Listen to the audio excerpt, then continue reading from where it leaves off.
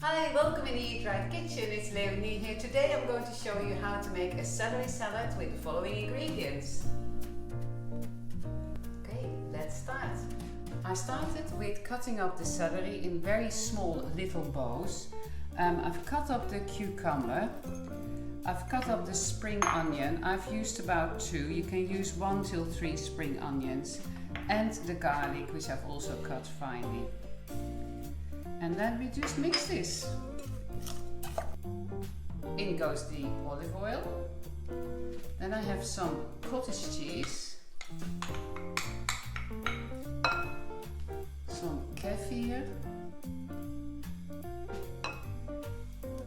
Lemon juice. Salt. Oh well, this is pepper. And then we have Himalayan salt.